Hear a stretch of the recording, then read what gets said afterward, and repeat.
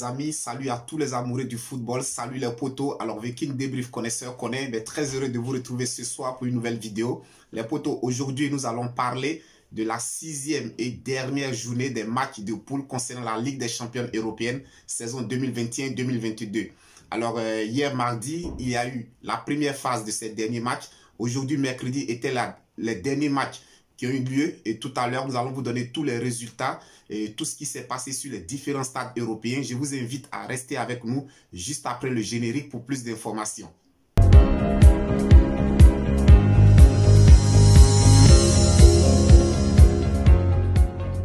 Alors poto, nous allons tout de suite commencer du côté du Zénith Saint-Pétersbourg où on a les Blues de Chelsea qui se déplaçaient. Match nul, 3 buts partout entre les deux formations. Alors je dirais que c'est un mauvais résultat pour les Blues de Chelsea parce qu'ils menaient sur le score de 3 buts à 2 jusqu'à ce qu'ils se fassent rattraper dans les derniers instants de la rencontre, c'est-à-dire à la 94e minute. Alors moi je trouve ça inadmissible de la part d'un grand club comme Chelsea de ne pas savoir conserver un résultat. Vous jouez à l'extérieur, vous menez sur le score de 3 buts à 2. Alors, comment est-ce que il est possible que vous fassiez rattraper dans les derniers instants de la rencontre? Donc, je pense que là, ça a été vraiment un mauvais résultat pour les Blues de Chelsea. On se souvient déjà tous en championnat, lors du week-end dernier, ils avaient déjà encaissé 3 buts face à West Ham. Ils avaient été battus sur le score de 3 buts à 2 face à West Ham. Aujourd'hui encore, cette même défense encaisse 3 buts. C'est vrai que Thiago Silva, Rudiger n'ont pas joué, mais je dirais qu'une équipe reste une équipe. Et je pense que c'est ce genre de rencontre qui amène tout de suite un déséquilibre au sein d'une formation.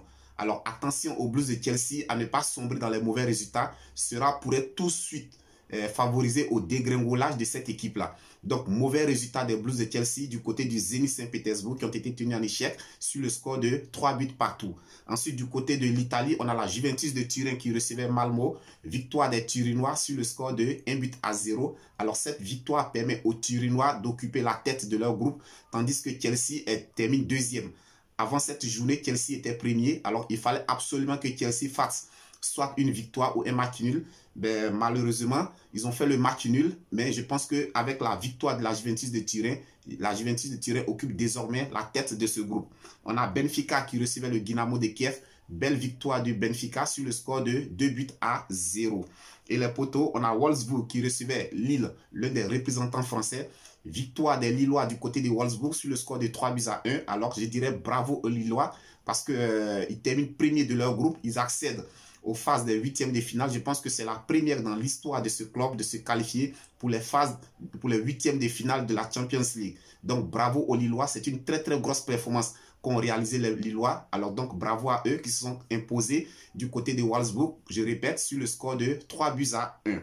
Et les poteaux, on a le RB Leipzig qui recevait le Séville FC, victoire du RB Salzbourg sur le score de 1 but à 0.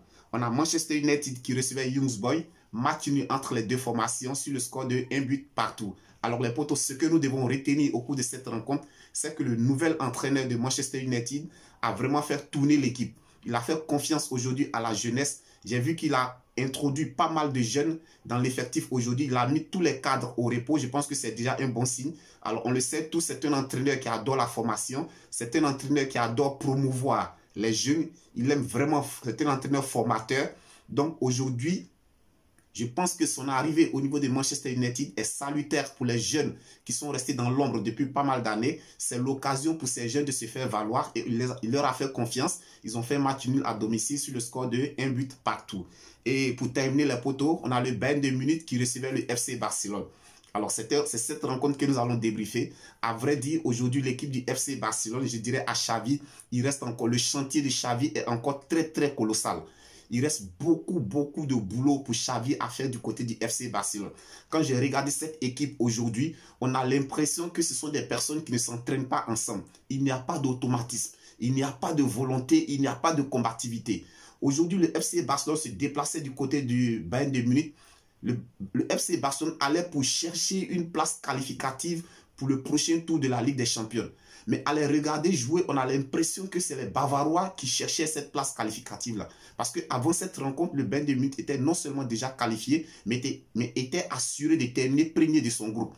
Mais j'ai l'impression qu'aujourd'hui, les Bavarois étaient 3 fois motivés que le FC Barcelone.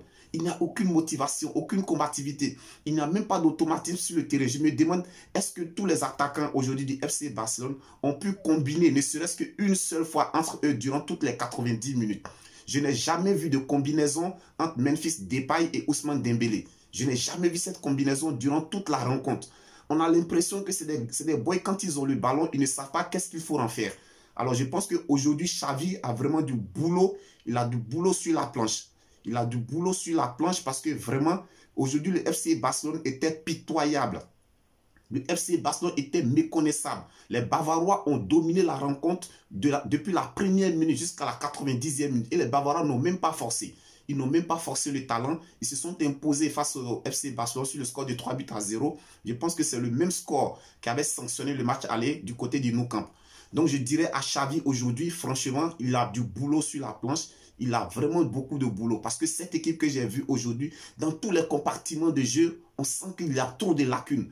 Alors, sur le deuxième but que encaisse le FC Barcelone, je dirais que son portier Ter Stegen est responsable. Parce qu'une balle, une frappe de près de 25 mètres, tu as tout le temps de voir le ballon venir. Alors, je ne sais pas pourquoi est-ce qu'il va chercher le ballon avec un seul bras. Au lieu d'aller avec les deux bras, repousser le ballon sur le côté, mais il part carrément avec un seul bras et le ballon vient tellement fort que finalement, il n'a plus assez de puissance pour pouvoir repousser ce ballon. Sur le premier but du FC Barcelone, alors je dirais que Mingueza est responsable parce que avec sa grande taille, c'est pas normal qu'aujourd'hui, on vienne lui enlever, Müller vienne lui enlever ce ballon de la tête. C'est pas normal.